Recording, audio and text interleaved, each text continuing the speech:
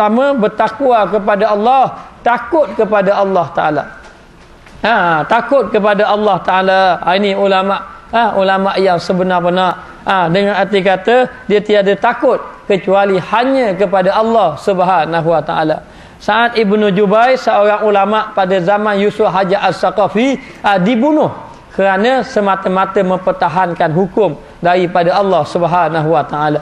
Dan ramai ulama-ulama yang mereka itu mati kerana mempertahankan agama Allah Subhanahu Wa Taala. Inilah dia ulama yang sebenar. Ulama yang sebenar. Imam Ahmad Ibnu Hanbal ditangkap oleh pemerintah, dipukul tiap-tiap hari, siang malam. Dipukul tiap-tiap hari. Dan diberi makanan dengan pukulan tiap-tiap hari. Akhir sekali sehingga kan penuh dengan tubuh dia tu luka-luka. Penuh dengan tubuh dia luka-luka. Akhir sekali dibebaskan. Setelah diazab begitu hebat. Pemerintah tadi, raja tadi minta dia tarik balik kenyataan dia. Dia tetap mengatakan demikian. Sehingga kan anak murid dia kata, wahai Tok Guru, kenapa Tok Guru tak ikut kata dia? Sebab dia suruh kata Al-Quran itu hadisun, Al-Quran itu baru, bukan qadim. Sedangkan dalam segi akidah Al-Quran itu qadim. Itu jawapan yang sebenar. Dia pun kata, wahai Tok Guru, kenapa Tok Guru tak kata macam dia nak? Lepas pada tu Tok Guru khabar dalam hati tetap mengatakan Al-Quran itu qadim. Tapi kalau pemerintah tanya, kata Al-Quran itu hadis. Jadi lepas lepas dia kata, iza sakatal alimu taqiyatan wal jahilu yujhalu mata yatabayyanal haq. Apabila orang alim itu diam, daripada menyatakan kebenaran, makna saya orang jahil akan terus menjadi jahil. Wal jahilu yujhalu, maka orang jahil akan terus menjadi jahil. Mata yatabayyanal haq, maka bilakah kebenaran itu akan muncul? Bilakah kebenaran akan muncul? Kalau orang alim itu diam, orang alim itu tak berani menyatakan kebenaran. Dalam hadis lain mengatakan orang alim yang takut menyatakan kebenaran adalah syaitan bisu. Ini dalam hadis. Mengatakan kalau orang alim itu takut menyatakan kebenaran. Ini dia sifat ulama hasanah. Yang pertama, bertakwa kepada Allah Ta'ala. Yang kedua, yakni berakhlak dengan akhlak yang mulia. Dengan arti kata tidak sombong, tidak takabur, tidak ujub. Dengan ilmu dia dan sentiasa tawaduk, sentiasa merendah diri. Walaupun dia orang yang alim. Ini dia sifat dia. Sifat orang yang ulama hasanah. Dan yang ketiga, sifat dia kuat beribadat kepada Allah, rajin mengerjakan amal ibadat. Maknanya bukan saja menyampaikan ilmu, mengajar orang buat ibadat, suruh orang buat ibadat, dia sendiri pun kuat buat amal ibadat. Menjadi contoh pada orang lain. Ini ulama hasanah. Ada pun ulama usul, ulama yang jahat, yakni sifat dia tidak takut kepada Allah Ta'ala. Tidak takut kepada Allah Ta'ala sehingga sanggup menggadaikan agama dia untuk mengambil kepentingan dunia.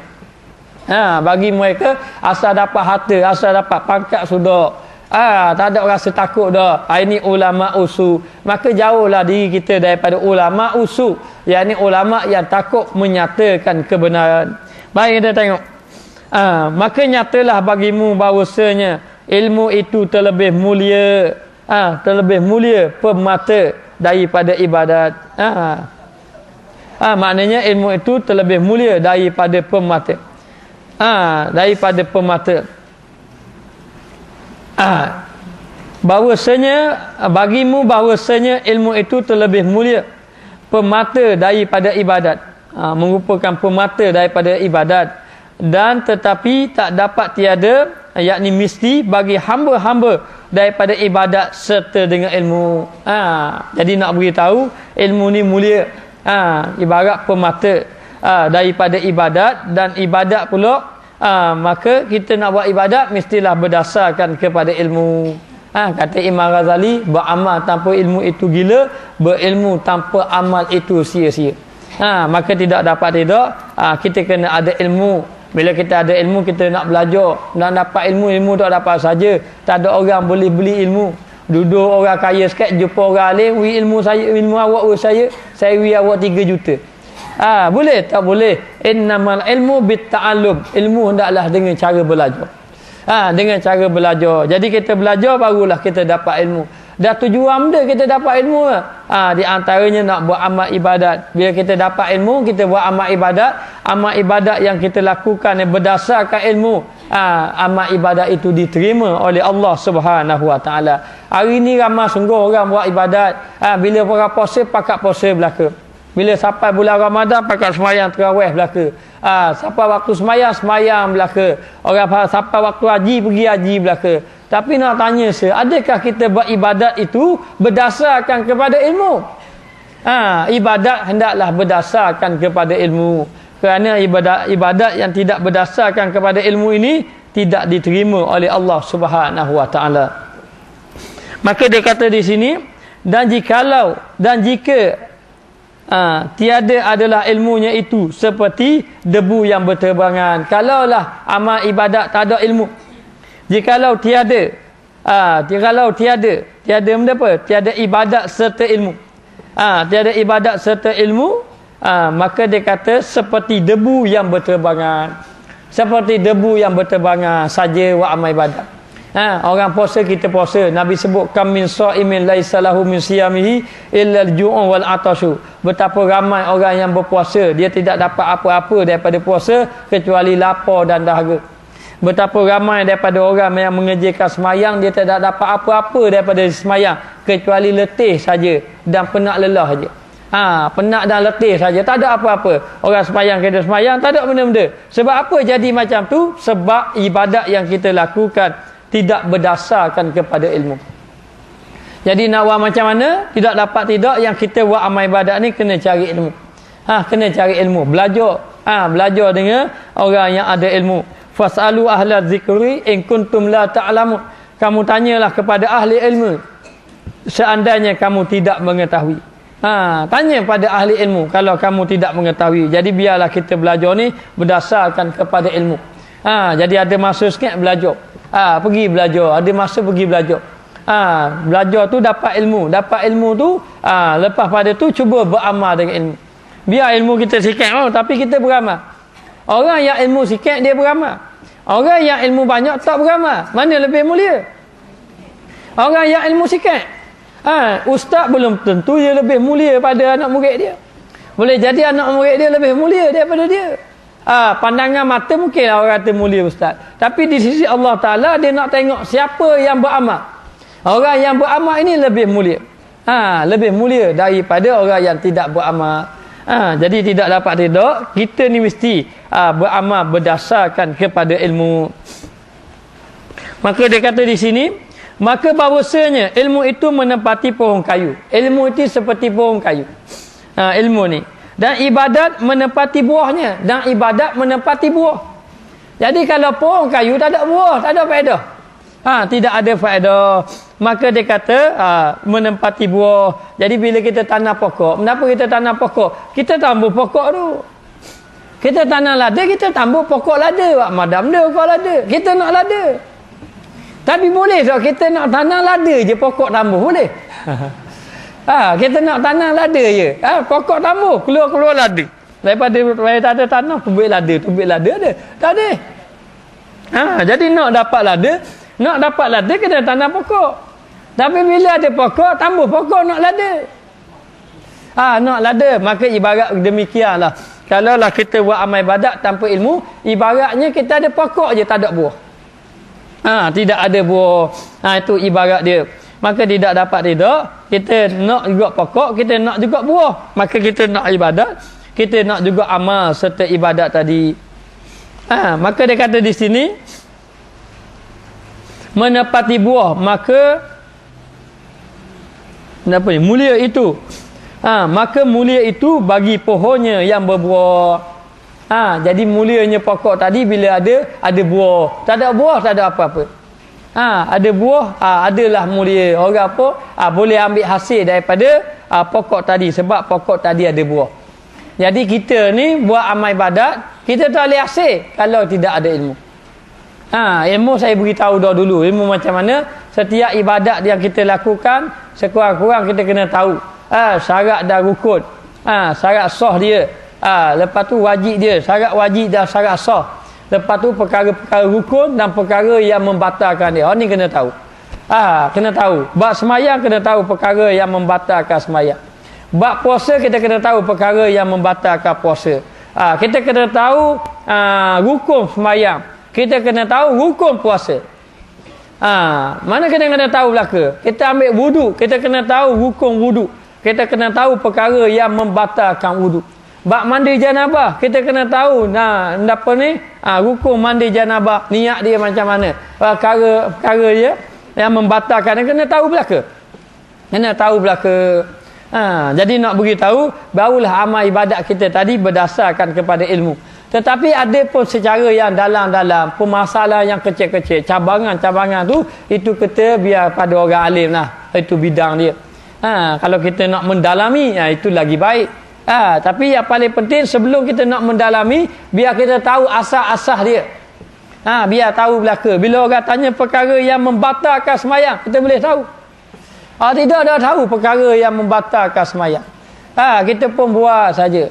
Semayang. Contoh perkara yang membatalkan semayang, ketika kita semayang, kita duduk tayat akhir. Tiba-tiba ada anak lelaki kita hak kecil duduk atas riba kita. Duduk atas, masa kita duduk tayat akhir, dia duduk atas kita. Dia ni anak kecil orang lelaki pula. Umur baru 2 tahun. Dia tengok mak semayang, dia mana tahu kala. Dia pun duduk atas tu. Dia pun gantung atas kita. Duduk atas peha kita. Duduk cokor. Kita pun duduk tayak, dia pun duduk depan. Duduk depan. Maka dalam fiqh dia kata batal.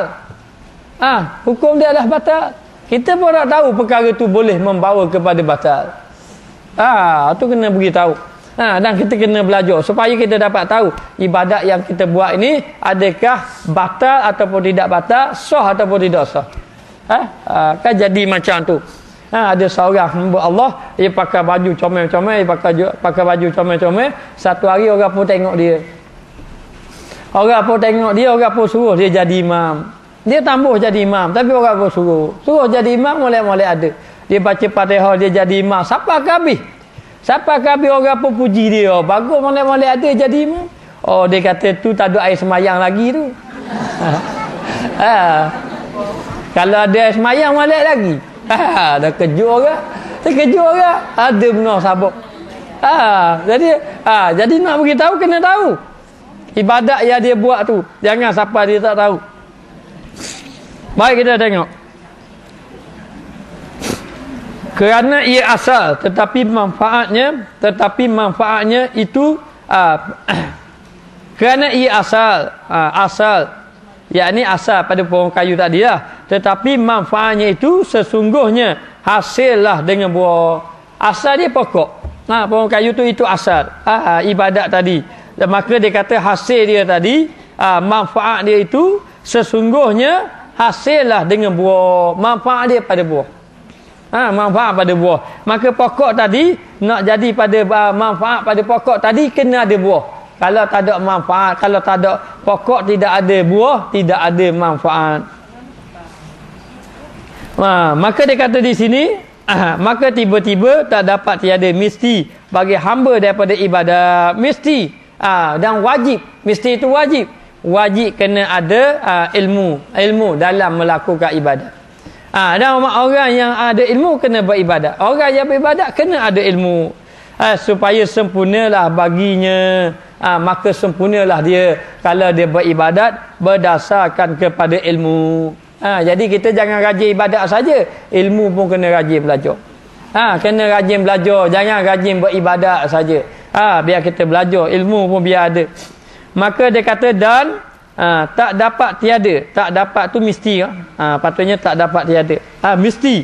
Bagi hamba itu, bahawa ada ia daripada keduanya. Mesti kena ada dua. Yakni ada ilmu dan juga ibadat. Mesti wajib.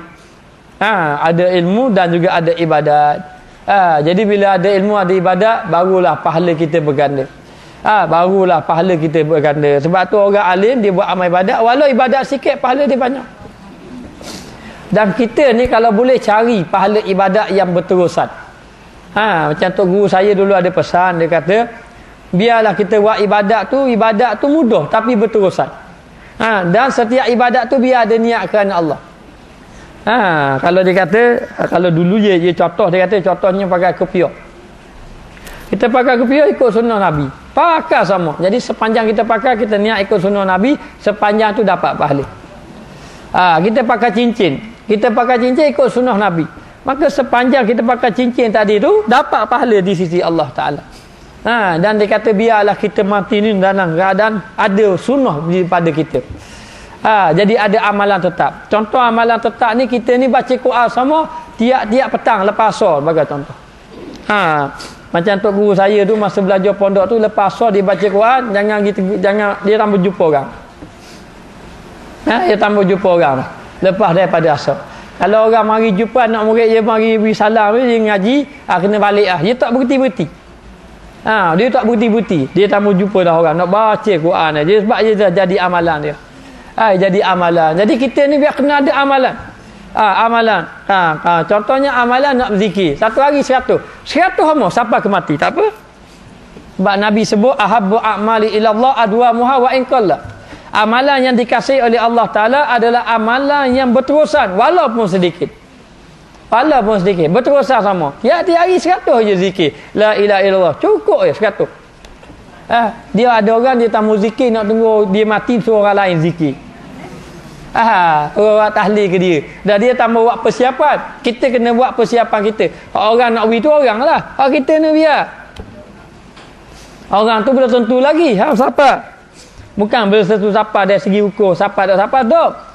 Yang siapa ni kalau dia ucap tu betul-betul ikhlas kerana Allah.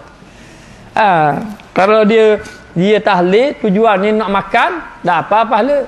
Sebab dah ikhlas pada Allah Ta'ala. Baik, kita tengok. Maka dia kata di sini, dan perolehannya mana? Tak dapat tiada bagi hamba itu bahawa ada ia daripada kedua perkara itu, bahagiannya dan perolehannya. Dan kerana inilah berkata Hasan